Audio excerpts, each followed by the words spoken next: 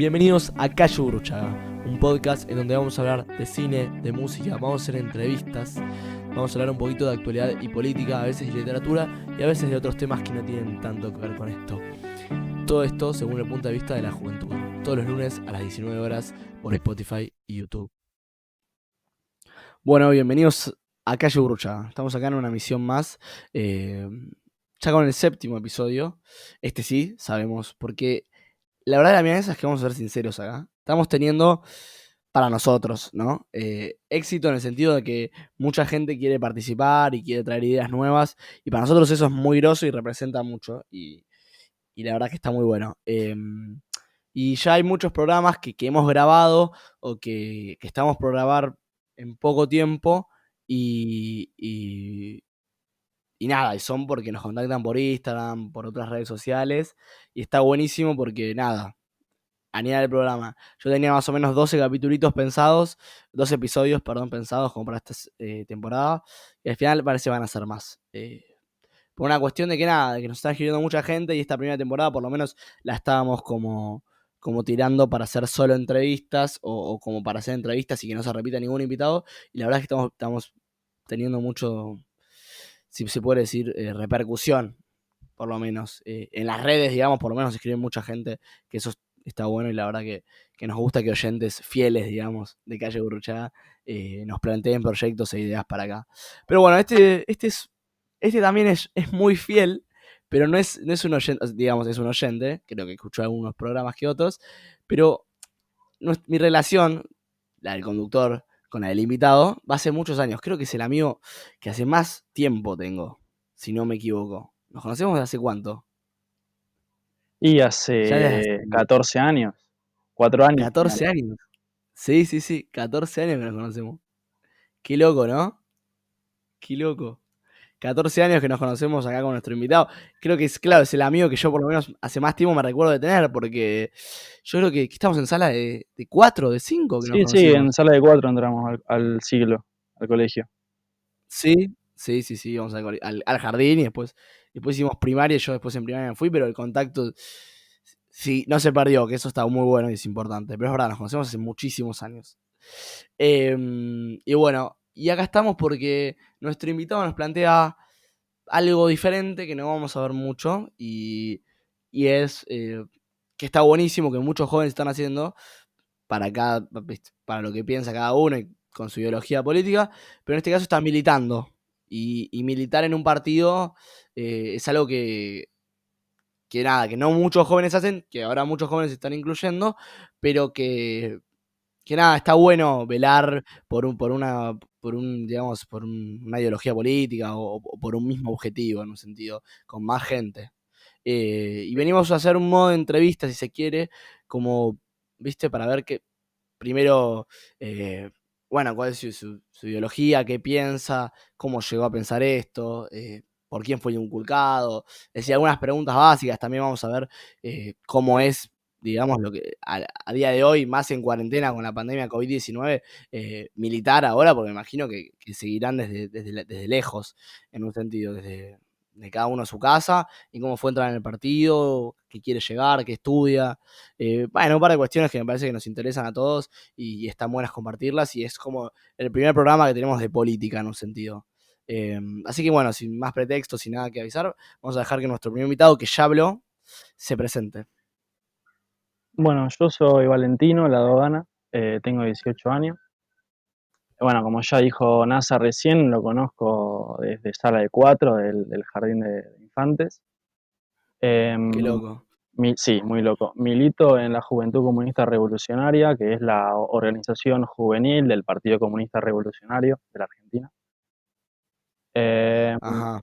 bueno, eso en el plano de la militancia. Después, dependiendo, digamos, a mí me gustaría estudiar física en la facultad para poder dedicarme a la ciencia argentina, digamos, a desarrollar la ciencia acá en el país, que como bien sabemos, la gran mayoría de científicos se van a otros países porque acá no se les paga lo suficiente, no les alcanzan los salarios. A mí me gustaría poder aportar desde mi lado, si es posible ingresar al CONICET o alguna organización científica de la Argentina, digamos, para poder confluir el movimiento militante, el movimiento más revolucionario, más de la subversión con el movimiento de la ciencia y de los científicos argentinos. Y bueno, nada, Bueno, es una mezcla. Sí, sí, sí. Es una mezcla muy interesante, la verdad que, bueno, justo ahora, más en estos momentos, tenemos que felicitar a nuestros científicos de CONICET que están dando un montón de respuestas con el COVID-19, ya sea el test rápido que hicieron, que somos uno de los 7 países que hace el test rápido, nada, son muy eficientes y si se le da bola como le está dando este gobierno que tiene un estado presente, ya sea con los científicos, nada, podemos progresar un montón, ¿viste? En la época de Macri teníamos un montón de cuestiones en donde los científicos fueron totalmente degradados, ¿viste? Ya sea desde el presupuesto o desde cualquier cosa, fueron como totalmente denostados en un sentido, o denigrados, si se quiere. sí, Y bueno, está bueno que este gobierno y futuros gobiernos y lo que tengamos le den bola porque, bueno, los científicos son muy grosos y se demuestra así. En más, donde se demuestra más que en una pandemia, digamos. Pero qué bueno, la mezcla está interesante entre la ciencia, el partido. Y escúchame, te quería preguntar primero de todo, viste, a modo de entrevista, si se quiere. ¿Cómo llegaste al PCR, al Partido Comunista Revolucionario? bueno, digamos que uno como comunista cuando empieza a estudiar, digamos, una persona de clase media que empieza a estudiar comunismo porque no le termina de interesar la ideología oficial, por decirlo así, primero empieza con la teoría. Te voy a hablar de mi experiencia, no digo que todo el mundo vaya a pasar por esto, pero Ajá, algo que suele suceder es que con la teoría a uno no le alcanza, porque lo que te están diciendo todo el sí, tiempo en todos los libros que lees es que vos lo que tenés que hacer es salir a la calle y poner tu granito de arena en todo lo que está sucediendo, digamos. Lo que te claro. dicen estos libros de marxismo, de comunismo, es que lo importante no es quedarte en tu casa estudiando, sino salir a la calle y ayudar a los más necesitados, a los que menos tienen, a los que no pueden darse el lujo de quedarse en su casa leyendo, digamos. Y bueno, más que nada por eso, uno con el tiempo, yo con el tiempo, eh, Mm, terminé dándome cuenta de que era una necesidad que yo y que los jóvenes en general tenemos porque la mayor energía y el mayor potencial revolucionario que hay en el país es de los jóvenes y de eso no hay duda. Y estábamos en el siglo, porque vos te fuiste en cuarto grado, ¿no? Si no me equivoco. sí, sí, sí, sí. Estábamos, el año pasado yo estaba digamos, era un egresado, estaba en el último año. Vos, vos Y seguiste, digamos, en el siglo, todos sí, estos años, y estabas en el último año, y y en el contanos. último año nos pusimos a armar el centro de estudiantes para, digamos, para poder dejar Qué groso eso. la verdad que fue una buena experiencia, sí, para poder dejar un legado y que los chicos que se quedaran allá en el colegio pudieran armarlo, profundizarlo y meterse más en ese tipo de reivindicaciones que, como bien sabés, en el colegio no hay mucho, en el siglo no hay muchas cosas que se reclamen, digamos, por inercia, no porque no se Obvio, necesiten obvio, reclamar, obvio. Y sino el centro de estudiantes también hace y reclamos y hace como cuestiones, viste, totalmente, no me sale la palabra, perdón. Ay, no me sale la palabra. Para todos, digamos que votan todos. Es una cuestión, bueno, es que ese es un tema no me sale la palabra. porque vos Sí. decís como que es muy democrático, que todos los estudiantes Claro, tienen que que es una participar. cuestión democrática, claro, claro, claro. Eso, eso. Lo estamos promoviendo, ¿no? Por decir así, un grupito, unos 6 o 7 chicos de los que estábamos Sí. egresando, y no teníamos una idea clara de la organización y la estructura que tenía que tener, a nivel centro, digamos, cómo estaba Con tenía que estar reuniones, con. cómo tenía que estar organizada. No teníamos la experiencia de otros colegios, porque acá en Ituzaingó prácticamente ningún colegio tiene el centro de estudiantes, a diferencia Ajá, de Capital, por ejemplo, y en sí. Ituzaingó, zona este, ¿no? Del Gran Buenos Aires. Y bueno, Sí, sí, sí. en esa necesidad que teníamos de encontrar algo en lo que compararnos y algún reflejo para decir, bueno, es por acá. Eh, Claro. para poder movernos en torno a algún lugar, bueno, yo terminé conociendo el que dirige, digamos, el Partido Comunista Revolucionario en zona oeste del Gran Buenos Aires, Sí. eh, digamos, buscando un apoyo para poder construir el centro. Y Ah, mira. no para unirme yo, sino para que nos pudieran ayudar a nivel de organización y más o menos para ver para qué lado ir, como te decía. Y, Ajá. Y nada, él me terminó delegando con el chico que impulsa y que coordina el movimiento estudiantil, movimiento de unidad secundaria, perdón, que es un movimiento que, como su nombre indica, se dedica a este tipo de cosas, ¿no? A recolectar experiencias de distintos colegios. Digamos, para comparar, Sí. sería algo así como la FES, no sé si la conoces. Sí, sí, sí. Sí, sí, pero ¿y qué participación tuvo, digamos? ¿Tuvo una participación, sigue teniendo hasta el día de hoy una participación activa el PCR, digamos, o la juventud del PCR en el centro de estudiantes, digamos, o en esta recolección de información de los colegios, En digamos? el centro del siglo, preguntás. Sí, Mirá, el año pasado, o sea, ellos no es que se meten y te dicen cómo tenés que actuar, sino que te ponen las experiencias de ajá, otros colegios que transitaron por más sí, o menos las mismas cosas que vos. Y te muestran, en tal claro, colegio hicimos esto. Y vos tenés reuniones con chicos de otros colegios que capaz son de La Plata, capaz son de Rosario, capaz son de más del interior, de Tucumán, de Neuquén, donde te ajá, están dando peleas sí, muy similares. Entonces tenés un punto de comparación vos con el cual más o menos sabés cómo claro, avanzar y no estás a ciegas, porque nosotros estábamos muy a ciegas y no teníamos en qué apoyarnos. Y fue más que nada eso, claro. el apoyo que nos dieron. Claro. Bueno, qué groso. También habla también de un avance totalmente de parte de ustedes, más allá de que el PCR haya puesto las cartas sobre la mesa en un sentido, también habla de un avance totalmente de revolución, si se quiere, por parte del cuerpo estudiantil, va, digamos, de los alumnos en un sentido, porque que habla de tener como la voluntad un poco de hacer un centro de estudiantes, de querer hacer reuniones, de querer hacer asambleas y querer votar y querer como hacer, digamos, quejas y pedir por algo en el colegio también habla también una voluntad terrible y es algo que también seguramente tuvieron que inculcar a los más chicos en un sentido, si no me equivoco. Es que es como muy complejo, porque en general no es que nosotros o sea, se suele ver, ponerle desde parte de la dirección o desde parte de los profesores o desde alguien que lo ve desde afuera, como Claro. unos chicos que vienen y te tratan de poner una organización que está al pedo, que lo único para lo que sirve es para presentar reclamos ante el colegio y Claro. quejarse, cuando en realidad lo que tratan los centros de estudiantes de hacer, y cualquiera que vaya a un colegio público de capital o de zonas en los que hay centros fuertes, sabrá, eh, Sí. es que las problemáticas que se plantean existen desde antes de que existan los centros, digamos.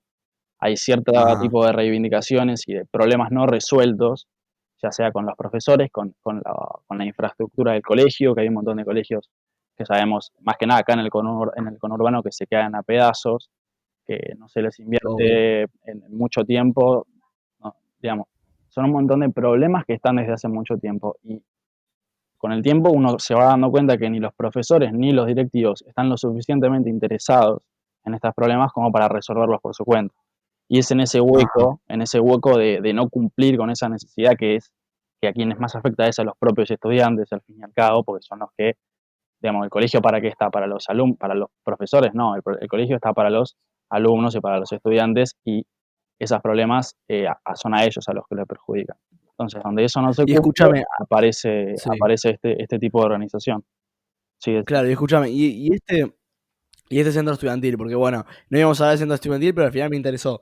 Eh, yo digo, perdóname, yo capaz tengo una asociación que capaz es totalmente errónea, pero digo, yo asocio los centros estudiantiles eh, con los colegios, digamos, públicos o que pertenecen al Estado. Hay muchos colegios muchos colegios privados o semiprivados que estén con centros de estudiantes en la zona o en capital o en todos lados, porque, no sé, me parece raro un colegio privado con centro de estudiantes. Capaz me equivoco yo, es una sesión sí, rara que tengan. sí, en realidad no fue, o sea, la idea no fue hacerlo simplemente para organizar a los chicos del siglo, digamos, solo a los del siglo, que si bien siempre es un objetivo y está buenísimo, vamos a estar todos de acuerdo en que las necesidades que ellos tienen no son las que tienen la mayoría de los estudiantes. En ese sentido, Obvio. estamos todos de acuerdo en que son privilegiados con respecto a la mayoría de los estudiantes, porque, bueno, recién había puesto el ejemplo de que a muchos colegios se le caen los techos o no los pintan o tienen 10 bancos para 30 pibes o no les alcanzan los bolsones de comida, que es el centro principal por el que se está peleando ahora durante la epidemia, para que lleguen suficientes bolsones de comida. Bueno, todos esos reclamos en los colegios privados directamente no existen. Entonces, acá en la zona existen Sí, varios centros en colegios privados sí, o subvencionados por el Estado, pero que tienen un dueño, digamos, claro, tienen un dueño. sí. Pero en general esos proyectos son impulsados por la propia dirección de los colegios, digamos, por el Ah, propio mira, dueño, sí, no por los estudiantes como fue en nuestro caso. La verdad que en nuestro caso fue bastante particular, por lo menos sí. respecto a las experiencias que hay acá en la zona. Después en el MUS hay un par de colegios privados, no son para nada la mayoría, pero sí hay un par y bueno, nos complementamos y tratamos de encontrar puntos en común para todo el laburo este. Obvio, obvio. Me imagino que nada. Bueno, eso que contás está bueno porque también nos abre otras perspectivas.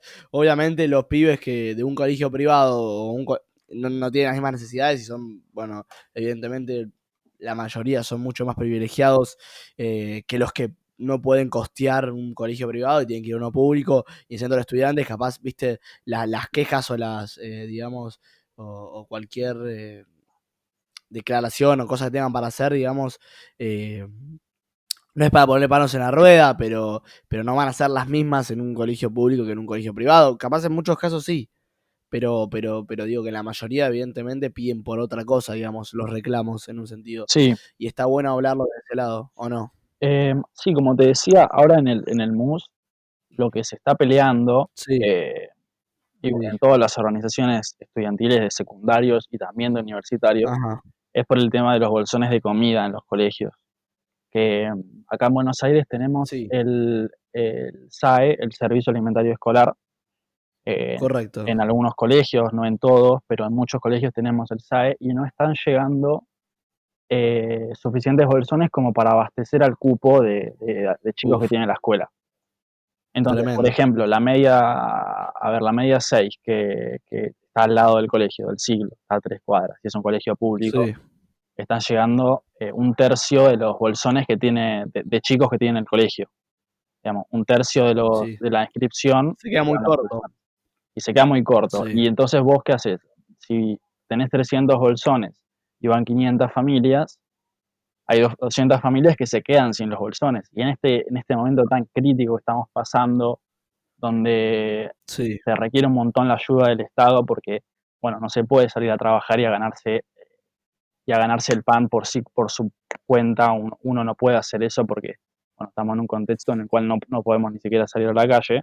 Es necesario que todas Ujú. estas cosas se cumplan, que los chicos, estamos hablando de menores de edad, puedan comer, les lleguen los bolsones de comida a las De escuelas comida. para que ellos puedan Y comer. digamos, perdón, este alimento que se brinda, que obviamente es un faltante importante más ahora con la situación, ¿ya faltaba antes de la pandemia o a partir de la pandemia empezaron a faltar estos, digamos, estos bolsones de Sí. comida? Mira, depende de la zona y depende del momento. O sea, es como muy, es como muy general, pero ponele, acá en Morón, al lado de Ituzaingó, Sí, digamos, el problema con el SAE, con que lleguen los suficientes bolsones de comida, está desde siempre. En eso convengamos que es un problema que estuvo siempre, que siempre claro. llegan menos cupones que los que necesita la escuela.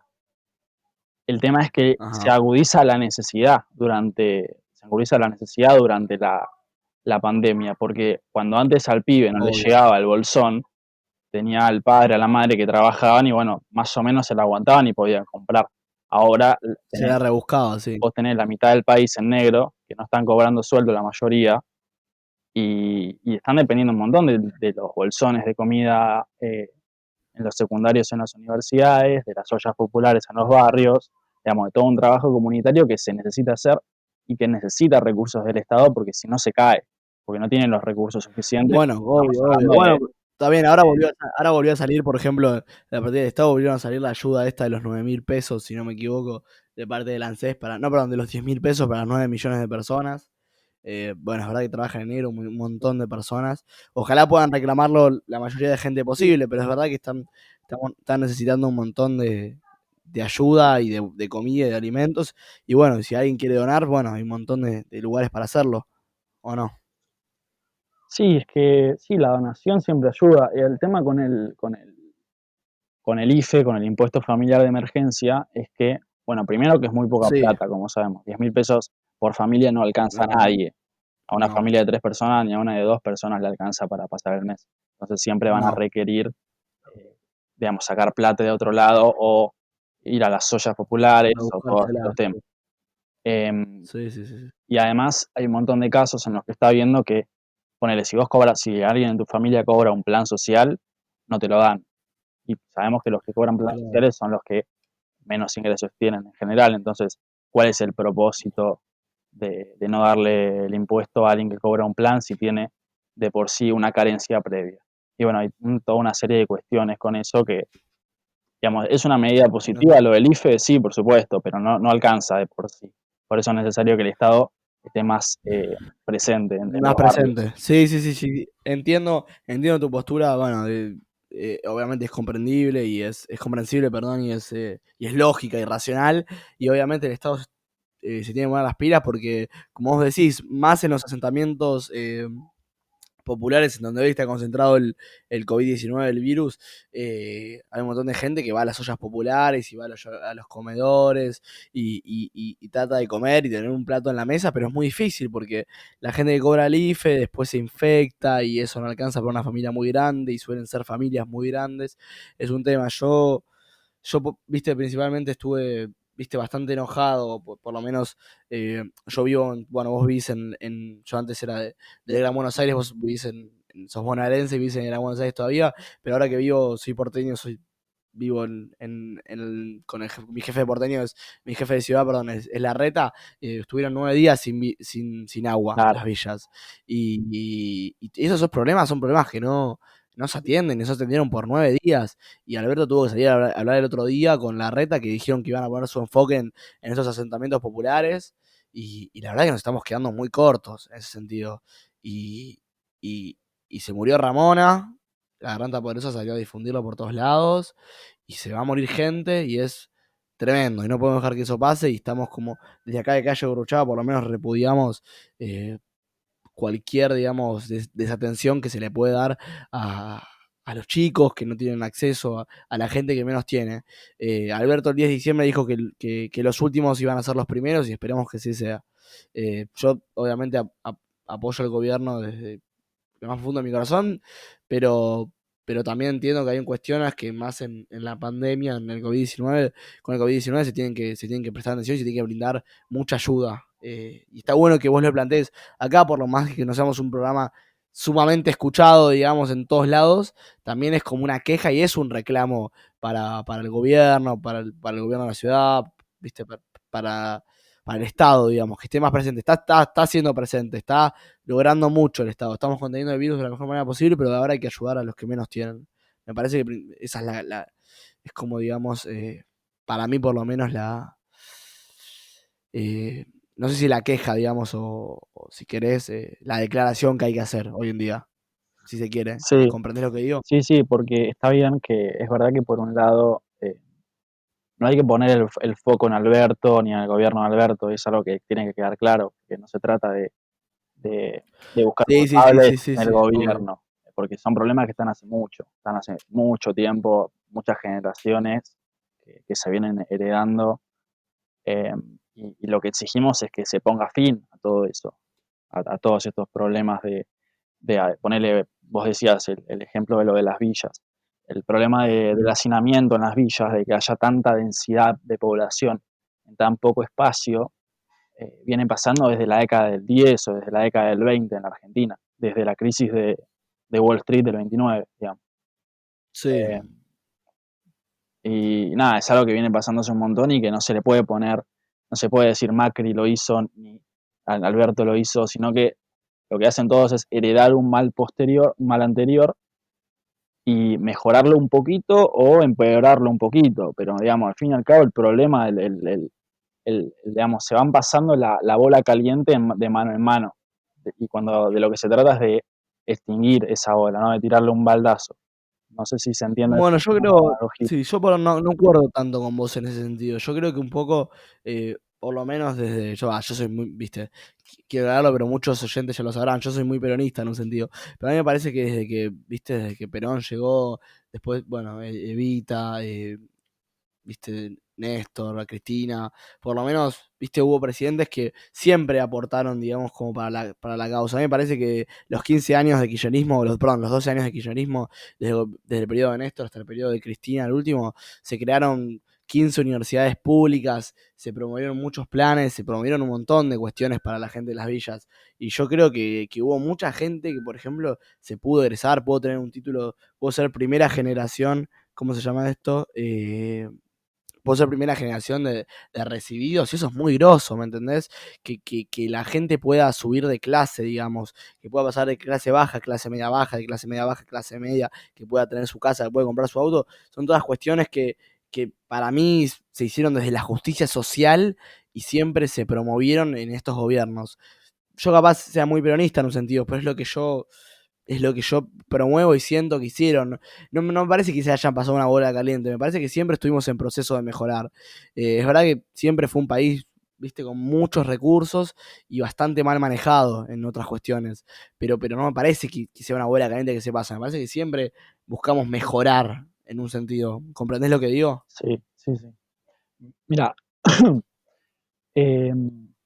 sí, en cierto punto es muy cierto lo que decís. No es que, digamos, nosotros no tratamos de decir, como dice el trojismo, que Alberto y que Macri son lo mismo, o como dijeron en 2015, que Scioli y que Macri eran lo mismo, o como vienen diciendo hace un montón.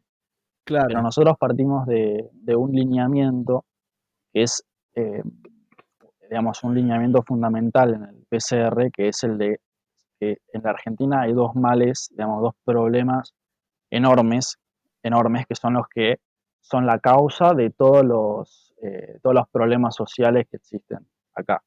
Acá, Ajá. específicamente acá en Argentina, pero que en realidad en general en todo el tercer mundo es lo que predomina, que son el latifundio en el campo, la concentración de tierras en muy, muy poca gente, mucha concentración de tierras en muy, muy poca Bueno, eso gente. viene desde Roca, que la repartió a muchos Viene terratenientes. desde el Es verdad. virreinato, te diría incluso, viene desde nunca se Sí, sí, sí, rompió con eso.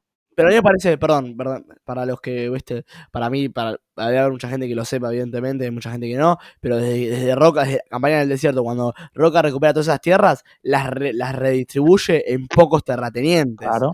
Y esa, viste, en Estados Unidos, hay una historia muy interesante que te la voy a contar brevemente. En Argentina es eso, Roca recupera esas tierras y las distribuye en pocos terratenientes. ¿Qué se hace en esta dicen que es, en un sentido, el gran secreto de Estados Unidos y la diferencia entre por qué no somos tan ricos o somos primer mundo como Estados Unidos, yo no sé si lo veo de tanta manera, pero lo veo de esta manera. En Argentina se recuperan muchas tierras con la guerra del con la campaña del desierto y se las distribuyen entre poca gente, entre pocos terratenientes y se distribuyen toda la Argentina las tierras, digamos, todas las provincias.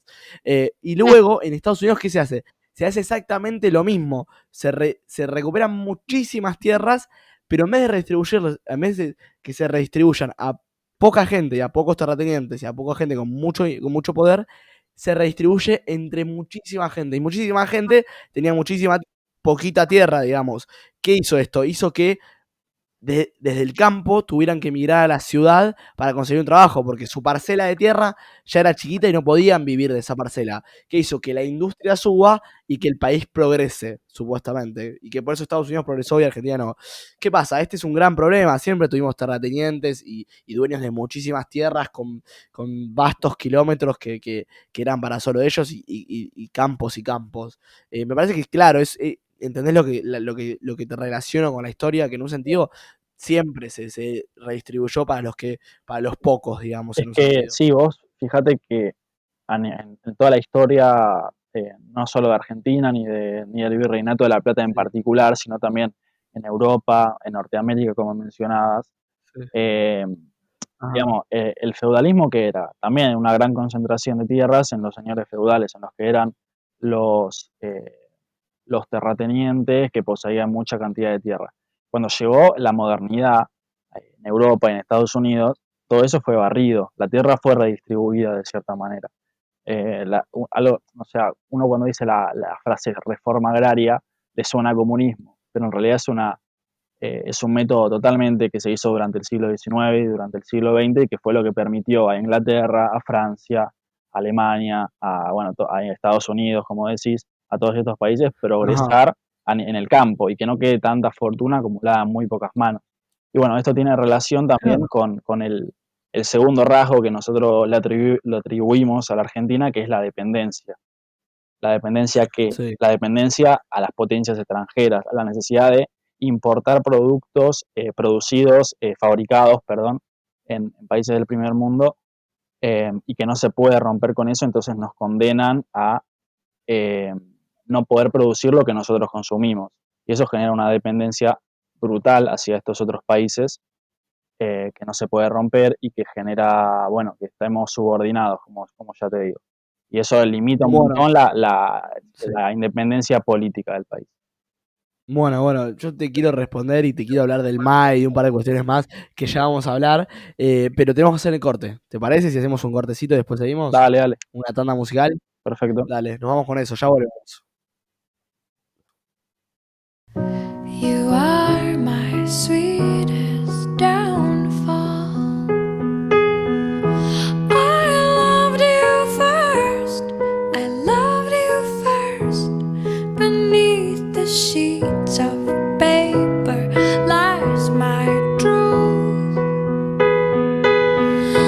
I have to go. I have to go. Your hair was long when we first met.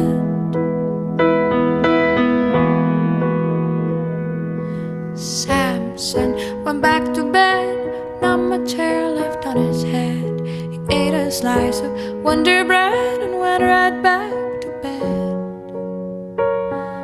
And the history books forgot about us, and the Bible didn't mention us, and the Bible didn't mention us, not even once.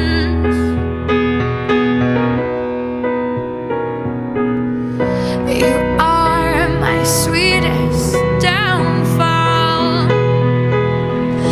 I loved you first. I loved you first.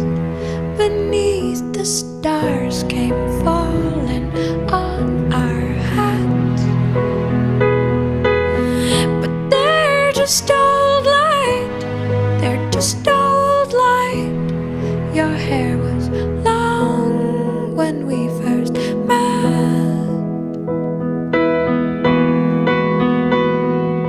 Samson came to my bed, told me that my hair was red, told me I was beautiful, came into my bed. Oh, I cut his hair myself one night, a pair of dull scissors in the yellow light, and he told me that I'd done alright, and kissed me till the morning light, and he kissed me till the morning light.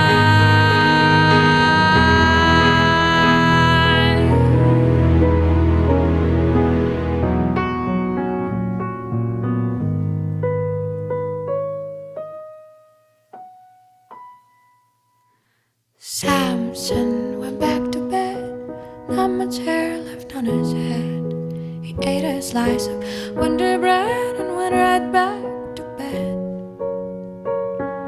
Oh, we couldn't bring the columns down, we couldn't destroy a single one. And the history books forgot about us, and the Bible didn't mention us, not even once.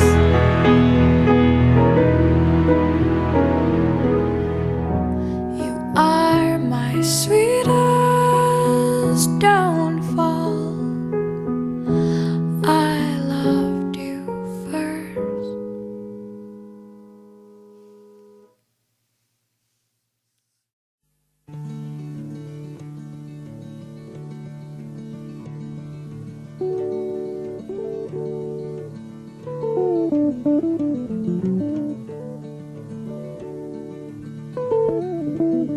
Quizás porque no soy un buen poeta, puedo pedirte que te quedes quieta hasta que yo termine estas palabras. Quizás porque soy un gran artista, puedo decir, tu pintura está lista y darte orgulloso este mamarracho.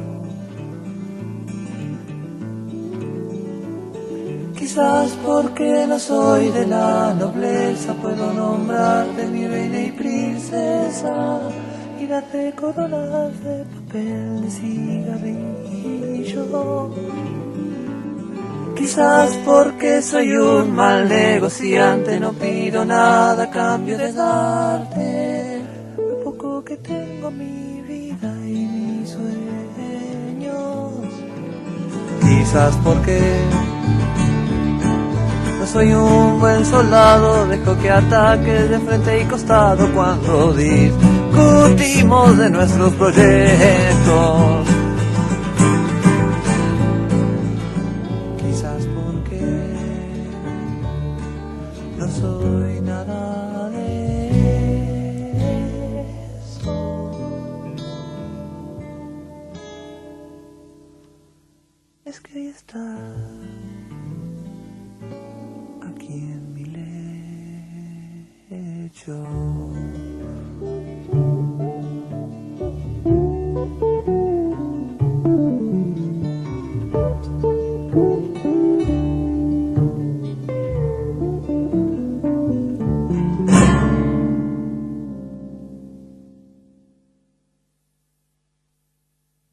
Bueno, ¿cómo andan? Básicamente les quería contar que las tandas musicales, algunas por un tema básicamente nada, de que no las tenemos preparados en el momento de la grabación, van a ser después, y la música va a ser elegida básicamente por mí, porque hay veces en donde no tenemos artistas que llegan y nos presentan propuestas como para escucharlas, o a veces repetimos muchos artistas, y bueno, entonces lo que vamos a hacer a partir de ahora, el séptimo capítulo, es básicamente yo pasar recomendaciones que tengo, me parece música piola, que fui descubriendo, algunas más conocidas que otras y otras menos conocidas que otras, y la idea es básicamente eso.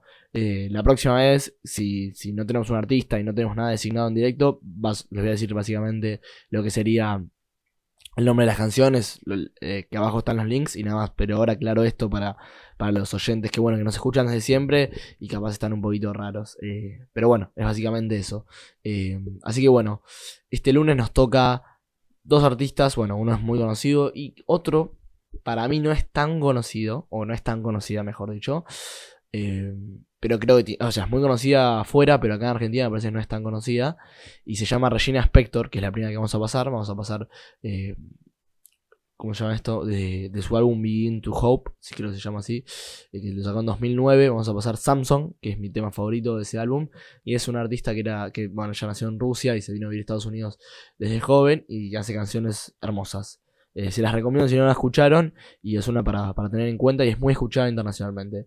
Y después, bueno, tenemos Sui Generis, que estaba en, estaba, digamos, incluía, los integrantes, perdón, de Sui Generis eran Charly García y Nito Mestre, la crearon en el último, creo, si no me equivoco, en el último año de secundaria, y en 1972 sacan el disco Vida, que para mí es su mejor disco, creo que sacan 2 o 3 si no me equivoco, y después un par de recopilados.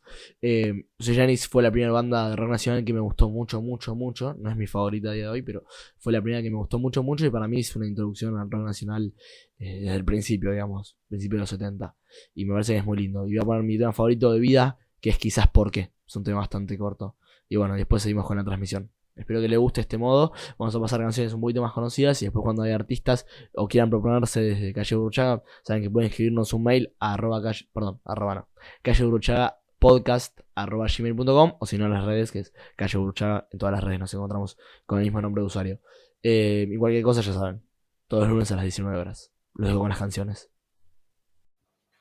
Bueno, volvimos de la tanda musical y volvimos potentes en realidad, porque tenemos un texto de otra oyente. Sí, sí, sí. Antes de seguir con la discusión, si se quiere, o ¿cómo se llama esto? Con lo que estábamos hablando. Tenemos un texto de una oyente que nos contactó básicamente, bueno, para felicitar por el proyecto, que la verdad que bueno, es muy lindo, y gracias por los mensajes porque llegan bastantes y nos alegra un montón.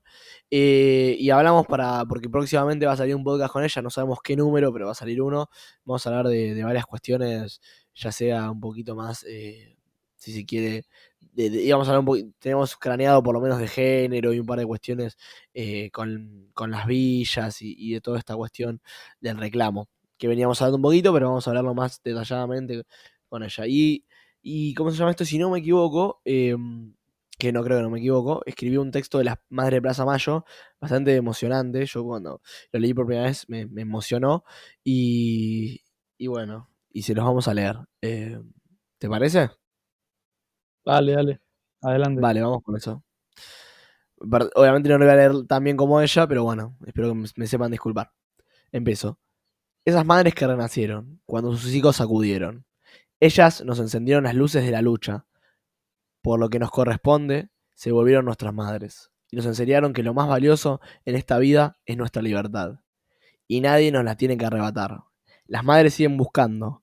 No se cansan ni se rinden. Después de 40 años, ellas siguen por sus pibes.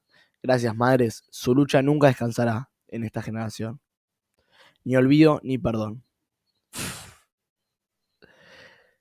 No sé qué te produjo a vos, pero a mí me pone la piel de gallina.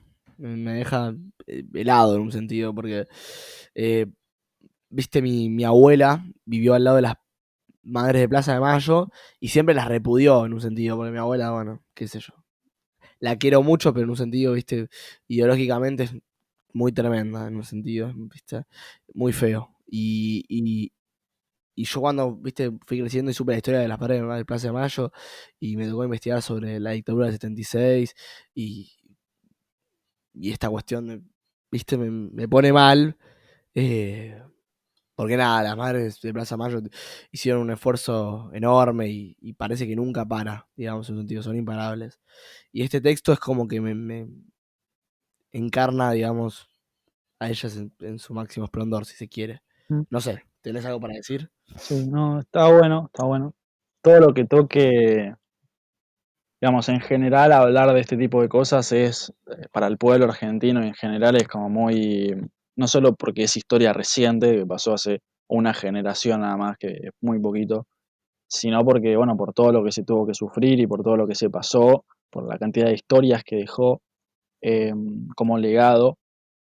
Y el hecho de que a nosotros, que no lo vivimos directamente, sino que nos lo contaron, que a nosotros nos impacte de esta manera y que podamos escribir y hacer nuestro esta parte de la historia, está muy bueno también y lo tenemos que reivindicar y que expandir porque nunca se sabe si digamos, no me parece que sea un acto aislado y algo que pasó una sola vez y que no se puede volver a repetir.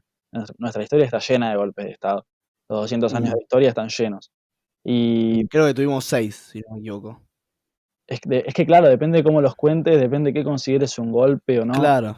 depende depende de muchas cosas, pero al fin y al cabo, de Argentina todos vamos a estar de acuerdo en que, fueron golpe, un rato de democracia, otro golpe, y así hasta el 76, que fue la dictadura más horrorosa y más sangrienta de Y todas las que sangrienta, claro. Sí, sí, sí. eh, Bueno, Alfonsín nos prometió, yo siempre lo digo en las redes, capaz no acá, Alfonsín nos prometió 100 años de democracia, vamos 40. Esperemos llegar a los 100. Y esperemos llegar a los 1000 y a los 2000 claro, no, con y a 100 lo que dura Argentina. con 100 ya no Sí, nos alcanza, ¿viste? no nos alcanza, pero primero vayamos por los 100, tenés razón, tenés razón.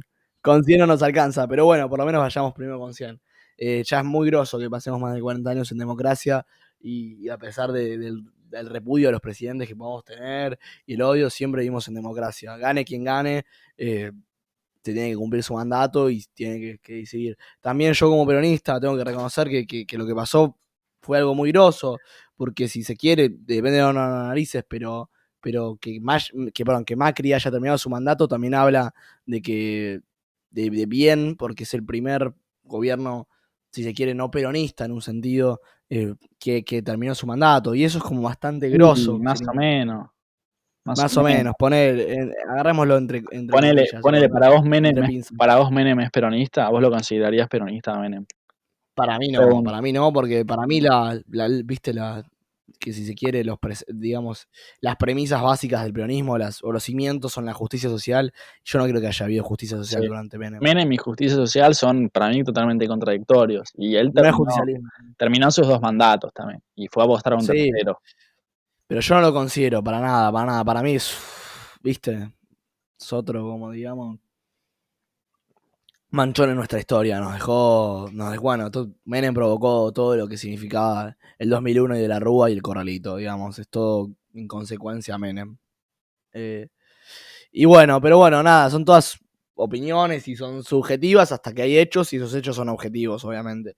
Pero también, bueno, hay una cuestión de todo esto. Pero bueno, pará, no quiero terminar este tema sin mencionar a nuestra próxima invitada, que va a estar en uno de nuestros próximos podcasts y escritora, digamos. ¿Cómo se llama esto?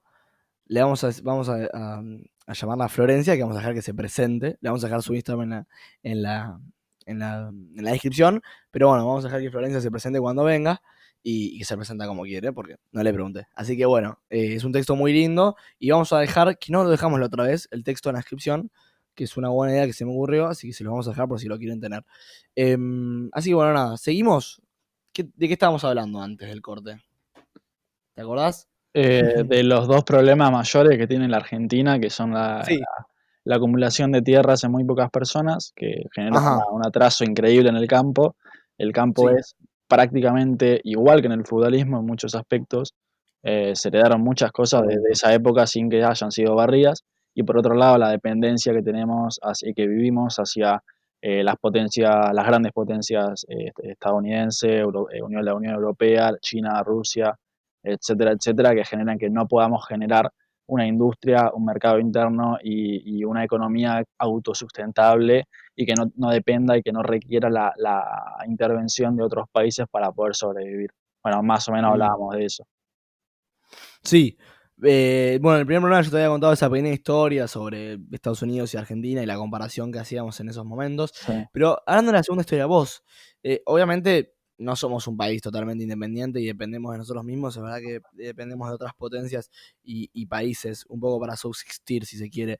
Pero en un sentido, en un momento, bueno, fuimos el granero del mundo, si se quiere, con el MAE, el sistema agroexportador que tuvimos, el modelo agroexportador, si no me equivoco, que tuvimos, que fue bastante grosso. Ajá. Y después es como que tuvimos épocas en donde, bueno, si se quiere, por lo menos fuimos como autosuficientes. Es verdad que la deuda y la dependencia de otros países es un gran problema de la Argentina, pero no significa que no haya habido momentos en donde hayamos apoyado al, al, al, al mercado interno. Me parece que, bueno, desde el plan No, quinquenal para con el nada, para nada. peronismo, por eso te digo que desde el plan quinquenal con el peronismo se apoyó al mercado interno, bueno, cuando compraron los Sí, sí. ferrocarriles en el segundo mandato, a los ingleses, viste ya desde con Cristina la medida de que todo se pueda producir acá y que no se puedan traer las cosas de afuera, decirlo a grosso modo en un sentido. Ajá.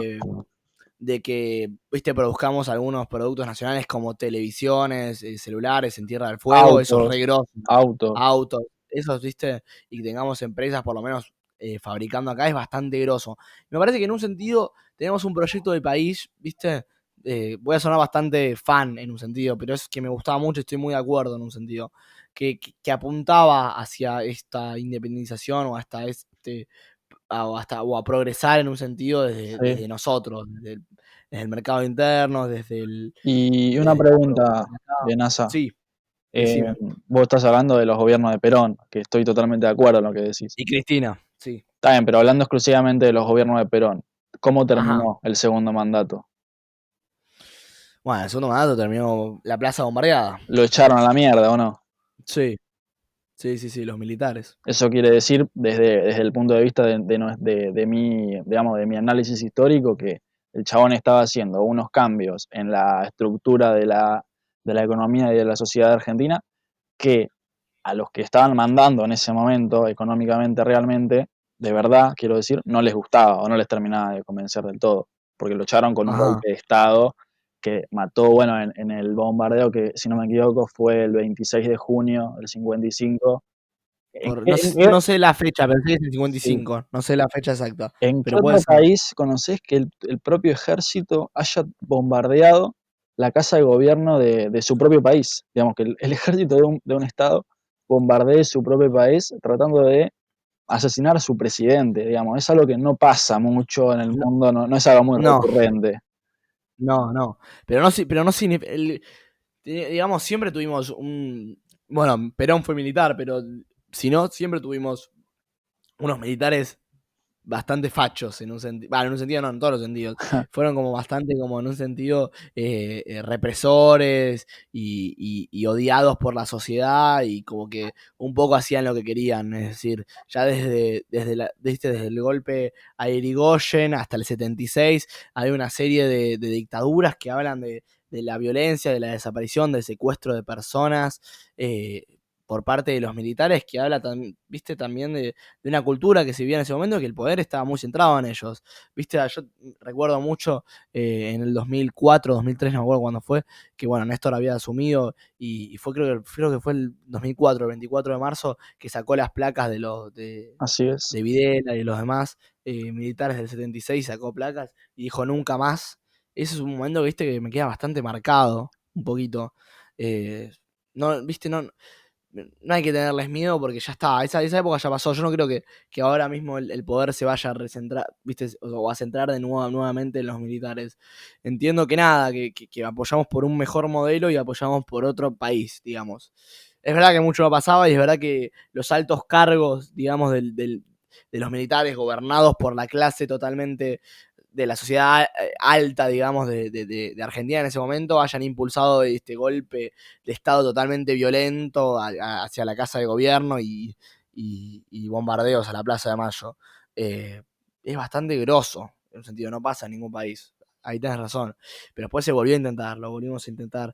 Cuando volvió Perón, después se volvió a intentar en distintos modelos. Me parece que Alfonsín también, por más de que no haya tenido una ideología tan parecida a la mía y a la mía y tampoco también a la de otros gobiernos peronistas, en un sentido es como que ayudó y promovió en un sentido la democracia que era muy importante y también eh, este sistema, o si querés, o este estado de bienestar. En un sentido, bueno, después con la hiperinflación se fue toda la mierda y después vino Menem y siguió arruinando estas cuestiones, pero es como que siempre tratamos de apuntar, ¿no? No me parece, viste, perdóname, pero yo me quedo esto que no me parece con que haya que nos vengamos pasando una olla caliente o una papa caliente o una bomba que vaya a explotar en algún momento. A mí me parece que, viste, hacen lo que pueden con lo que tienen y es un montón. Y en el país se nota en un sentido. Necesitamos un Estado presente principalmente. Y creo que creo que se va a poder lograr con mucho tiempo y mucha dedicación. Y que los jóvenes, viste, el Che Guevara decía que el máximo estado de un ser humano, no sé si te acordás, es la revolución, si no me equivoco. Y que los jóvenes puedan hoy en día revolucionar, ya sea las mujeres Sí, empoderadas la frase en el es, Congreso. ser Sí, joven y no ser revolucionario es una contradicción hasta ahí va, biológica. claro, ahí va. Y ahí va. Y después tenía otra, la del ser, creo que el punto más alto del ser era ser revolucionario también. Creo Ajá, que son las dos. Bueno, te das cuenta que el futuro está en los jóvenes y en revolucionar, ya sea las mujeres con el Congreso y el aborto y las marchas que están totalmente fantásticas, ya sea nosotros, ya sea vos desde el PCR militando y pidiendo para que tengamos un Estado más presente, ya sea la Ranta Porosa pidiendo en las villas, ya sea cualquier movimiento y cualquier pelea que se dé ¿viste? Desde revolucionar nuestros preceptos en un claro. sentido. Sí, bueno, Tendría que... en eso tengo que poner medio en cuestionamiento lo que decías al principio de Ajá, todo esto, que no me acuerdo cómo era la frase que habías dicho, pero tenía que ver con que los jóvenes no militan, que es algo que tenemos metido todos en la cabeza, en cierto modo, más que nada la gente claro, grande. ¿Y tenemos claro. por qué los jóvenes Sí. no militan? Si realmente es así. Que es una pregunta Yo, abierta. sí, yo creo que, bueno, es una, viste, es como en un sentido, Perón, viste, te voy a nombrar al general porque en un sentido, perdón, pero es como que Perón en un momento se recontradecía en un sentido, al principio decía, el futuro, decía, esto para los jóvenes tienen que mandar, y en otro momento decía, bueno, el futuro es para los jóvenes, déjenos a nosotros gobernar ahora. Es como que se ponía un poquito en cuestión porque, bueno, son jóvenes, son revolucionarios, tienen mucha euforia, también, viste, son en un sentido inexperimentados, pero también es como que se ponen en jaque muchas cuestiones a la vez. Y es como que al final no terminamos diciendo nada, porque los jóvenes pueden gobernar, no pueden gobernar, pueden revolucionar, no pueden revolucionar. Y para mí la respuesta sí, para mí la respuesta que el futuro está en los jóvenes es mentira. Para mí el presente está en los jóvenes. Para mí está en el que vos hoy milites, en el que yo hoy saque un podcast y hable de lo que me parezca, y está en el que mañana se esté preparando para poder ayudar a la gente en las ollas populares. Para mí está ahí el presente, no está el futuro, los jóvenes. No nos o sea, nos preparamos para algo más, sí, obvio, estudiamos, vos vas a estudiar física, y Dios quiera seas un buen científico en el CONICET, y yo estudie lo que estudie, vaya a hacer tal cosa, y está bueno, pero en el entretanto, en el presente, los jóvenes actúan. Y eso es como lo que tenemos que plantearnos ahora, que actuemos a través de intercambios culturales, de ayudas a la gente que menos tiene, de poder hacer quejas a que tengamos un Estado más presente, a militar, a cualquier cuestión, ¿entendés lo que digo? Claro. Sí, sí, es que pensá que estaba buscando ahora los nombres de los chicos que militaban en la FES la noche de los lápices, Ajá, en el 76. sí, Eh, nada, no terminé de encontrar los nombres, pero vos sabés más, todos sabemos la historia, todos sabemos sí, que eran chicos todos menores de edad, que lo único que querían en ese momento era que se recorte, estaba relacionado con el tema de, ¿cómo se llama?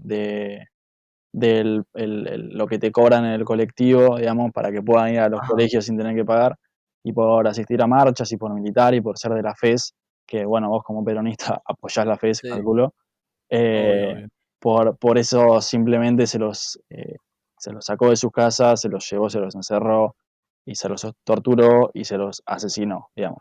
Y es por Bueno, eso, eso ya es desde el Cordobazo como, también. esa sería más o menos mi respuesta. Claro, desde el Córdoba, en realidad desde siempre, pero Desde siempre, claro. desde el 76 hasta el 83, que fue muy jodido para los jóvenes en general. Fue muy jodido Obvio, el no obvio. poder Bueno, decir sí, siquiera podemos nombrar la una noche de los bastones opinión. largos para empezar. Bueno, sí, perdón, perdón.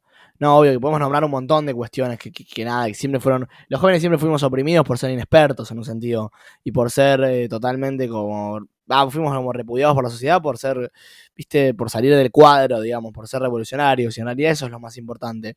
Y si no estás revolucionando algo ahora, es como que estás haciendo, es la pregunta para hacernos, en un sentido, para menos para mí y para un montón de gente. Pero bueno, siempre fuimos reprimidos. Esperemos que nada, que ahora desde casa podamos seguir. Bueno, la verdad que nos fuimos un montón. Nos fuimos un montón y hablamos de temas re interesantes. No hablamos, teníamos una guía que al final capaz se fue a la mierda, pero me parece para bien porque surgen cuestiones muy interesantes. Pero bueno, vos querías dedicarle 10, 15 minutitos para hablar sobre lo que está pasando en Estados Unidos, ¿no? Sí, en realidad para irnos un poco, porque está buenísimo hablar de Argentina y de todo lo que nos pasa a nosotros desde lo palpable, digamos, desde lo material, de lo que vivimos Ajá, día a día, pero está bueno también poner en contexto, porque bueno, ahora mismo ya en Argentina no estamos viendo muchas manifestaciones de repudio, mucho quilombo contra el gobierno, porque en general entendemos que el gobierno está tomando decisiones adecuadas, está tomando decisiones claro, acertadas. Somos de los países con menos tasa de letalidad y con menos contagiados de todo el mundo. A eso es nivel de bueno. claro, a nivel de Latinoamérica lo estamos Sí. haciendo mejor que ningún otro país casi. Eh, Ujú. ya solo con compararnos con Chile y con Brasil, bueno, las cifras hablan por sí mismas, que son países donde gobiernan presidentes totalmente liberales, afines a Estados Unidos y a sus políticas de mercado, abiertos a las exportaciones, bueno, que proponen totalmente lo contrario a lo que estamos hablando nosotros acá, proponen que el Estado esté cada vez menos presente y más ausente en la sociedad y que el mercado regule todo. Y Claro, esta crisis pone en evidencia que todo ese sistema de dejar que el mercado se regule a sí mismo no solo no ayuda a la economía, sino que tampoco ayuda a la salud de las personas y que termina dejando que cientos y miles de personas mueran por un virus que al fin y al cabo es simplemente un bichito que se reproduce solo y que no tiene siquiera conciencia, ¿no? obvio, obvio, obvio. Yo estoy completamente de acuerdo en ese sentido. Pero bueno, viste, hay, hay como, hay como una cuestión también sumamente importante aclarar. Viste, yo, cuando pasó lo de Estados Unidos y lo que un montón de gente que yo, viste, tenía alrededor, empezó como a velar por George Floyd y por todo esto, y yo creo que el racismo basó siempre, ¿viste? Y siempre Claro. hubo racismo y hubo... En Estados Unidos, no solo en Estados Unidos, en todas las partes del mundo, ya sea acá en Argentina, ¿viste? En Argentina estamos muy acostumbrados, pero muy acostumbrados, ya sea cuando escuchás más a la clase media alta y alta, a decir negros de mente. ¿Escuchaste? ¿Escuchaste hablar de los negros, de los famosos negros de mente? Claro, digamos, acá en la sociedad occidental en general se asocia al color negro con algo negativo, con el demonio, Con algo todas esas negativo, cuestiones, feo. y a los negros en Sí, particular siempre, digamos, por todo el tema de la esclavitud y la discriminación y el racismo, siempre hubo quilombo con eso, pero me parece que en Estados Unidos siempre fue mucho más sí, particular porque, no solo porque tienen una gran población negra claro. que acá solo es como la población negra de Brasil casi, eh, Claro, que pero no, bueno, eso ¿viste? Me molesta porque acá muchos oligarcas dicen, no, bueno, porque te dicen estos negros de mierda. Yo digo, ¿cómo negros de mierda? ¿Qué tienen los negros? ¿Viste? Siempre respondo de la misma manera. No, no, pero negros de mente, vos entendés. Esa es la contestación que suelo tener. ¿Cómo negros de mente? Estás discriminando por un color de piel, color de tez, como le quiera decir. ¿Viste? Como hablan con raza, no, no es raza, es etnia. ¿Viste? Esas cuestiones totalmente patriarcales que vienen pasando y racistas que vienen pasando acá en Argentina, en Estados Unidos y en todos lados, ¿eh? Y a mí me da mucha bronca porque también, perdón, sigo con Argentina, pero el año pasado cuando tuvimos el caso del tipo que estaba en la bicisenda y un policía de la ciudad, eh, bajo la gestión de Larreta, lo empujó de una patada y lo mató de la patada, nadie habló. Todos los que hoy están poniendo hashtag en claro, Instagram, Black Lives Matter, nadie habla de eso. sí, sí. Todos hablan de Todo George el tiempo. Floyd. Bueno, por ejemplo, ayer hubo un caso de abuso policial en el Chaco, no sé si llegaste a ver algo Sí, sí, sí, sí, lo vi, lo vi, lo vi. se viralizó un video donde una señora está en la casa y entran un montón de policías, digamos, era una familia de una etnia indígena, de un pueblo originario en el Ajá. Chaco, y entran a la casa, Sí, se los llevan empiezan a a su repudiar, a hija, pegar. se llevan Hay a su hija abusos. Sí. de 16 años, digamos, de menor de edad, de los pelos, empiezan a pegarle a los chicos, nada, todo un quilombo. Y por ejemplo, ayer hubo una marcha del trotskismo en una parte de Capital, no sé si habrá sido en el Obelisco, por ahí, contra Ajá, no. Trump, Sí. que está, ¿cuánto? A 10.000 kilómetros de acá. Cuando lo que pasa Claro, en ¿te el parece? Chaco, lo que pasa Me en el parece un Chaco, ni te das chiste, sí. bola. Digamos, Por eso eso, hay que ir viéndolo también. lo del Chaco, hay muchos casos acá en la ciudad de Buenos Aires, en el Gran Buenos Aires hay muchísimos casos también. Son cuestiones, viste, que a mí me tienen hasta las pelotas, perdón por la palabra, pero es así. Yo en Twitter me vivo peleando con gente porque están constantemente, viste, no, que estoy en contra de Trump, que estoy a favor de Trump, pero Trump está a 25.000 millones de kilómetros cuadrados de acá y acá lo que importa, nada. Porque también me da mucha bronca que la mayoría de estos jóvenes, que son mayormente jóvenes los que hablan esto, están totalmente influenciados por los cantantes norteamericanos que consumen. Hoy si ves cualquier famoso norteamericano está subiendo la foto negra, estamos grabándolo hoy a día martes 2 de junio, está subiendo todos la foto negra con el hashtag Black Lives Matter y están todos en Twitter, no, bueno, porque lo que pasó, y lo que pasa acá, la realidad acá, de que la gente no tuvo agua 9 días, eso nadie lo publicó, de que acá la sociedad, acá les faltan, como decís vos, a la gente que está en la número 6 cerca del colegio que vos ibas antes, le faltan bolsones de comida, la realidad que vivimos todos los días no está, pero ahora, para hablar de un caso de George, bueno, debe haber muchos casos de racismo en Estados Unidos, pero digo, de hablar de casos de racismo en Estados Unidos, que estamos muy lejos, Sí. No, posteamos un igual, post en no Instagram, sé, me parece fácil. que una cosa no quita la otra, porque está bien No, también no, no, no estoy diciendo que quite la entender otra, y no, analizar lo que no, obvio. pasa en Estados Unidos. Para mí Bueno, no digo, no, no, mirá, no digo que es un caso aislado. para que tengas un dato, Sí. no me acuerdo, me parece que era de toda la provincia de Minnesota este dato, pero no estoy seguro de si no es de alguna región específica de Minnesota. Que lo leí Ajá, en un día en The New York Times, en el diario este que está traducido al español, que está para cualquiera que ajá, lo quiera ver. sí, Hubo de 240 y pico casos policiales de arresto que hubo sí. en los últimos años. Hubo Vos viste el video de George Floyd, hubo 44 casos en los que se aplicó el método este de aplicar presión en una parte del cuello, que lo que hace es cortar el flujo de respiración digamos, el policía corta el flujo de respiración del arrestado para que Correcto. para que este no se pueda defender o que no lo pueda atacar. Se supone que esto solo está permitido de hacer en caso de riesgo de vida del policía, digamos, si No tiene había riesgo riesgo de de vida. vida. Nosotros vemos en el Claro. video que el chabón estaba tirado en el piso desde hacía 10 minutos, entonces no había ningún tipo de riesgo de vida. Bueno, 44 de los 240 casos de arresto policial que se midieron tuvieron esto de la presión sobre el cuello del arrestado. Y de eso, las 3/5 partes, digamos, alrededor de un 60-65%, fueron hacia negros, hacia gente Bueno, de etnia eso negra. Y eso habla de un racismo estructural, digamos, institucional. estructural, eso. Eso es muy groso, porque yo estaba hablándolo todavía el otro día con mis amigos, con Gonza, que fue el que grabamos el podcast anterior, y estábamos hablando de la cuestión de los datos y estadísticas, y que haya un sistema de datos, una estructura policial con datos de negros y blancos, es una cuestión totalmente racista ya estructuralmente, como decís vos. Feísimo, feísimo.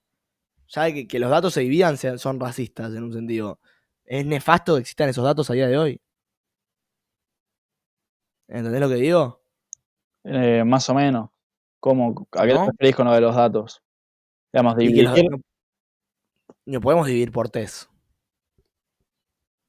No podemos dividir unos datos por test de color del. Pero de- pensá que sirve porque si en una población, en un lugar donde vos tenés un muy buen porcentaje, un gran porcentaje de etnias de otros lugares, donde no tenés una homogeneidad racial como hay acá o en otros países, medir eso te sirve para ver si hay abuso policial hacia una etnia en específico.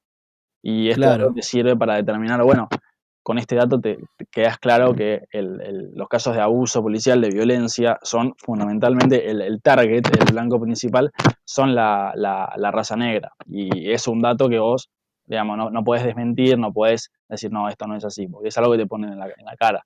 está bien, es verdad que los datos y las estadísticas sirven, pero también por un lado, estoy de acuerdo con vos en ese sentido, pero también por un lado me genera a mí por lo menos mi moral, si quiero, mi conciencia, ¿viste? Es como que también es como que los blancos son blancos, ¿viste? Los chinos son chinos y los negros son negros. Y vimos cuál es superior y cuál es inferior. Y a mí me da esa Y asociación que. el día que no haya más privilegios va a ser el día en que no sea necesario hacer ese tipo de divisiones. Pero lamentablemente Claro, creo que hasta el día que no se abolan esos privilegios, que no lleguemos a la igualdad en todo sentido, va a ser necesario para poder denunciar precisamente todos estos claro, casos de abuso que está habiendo.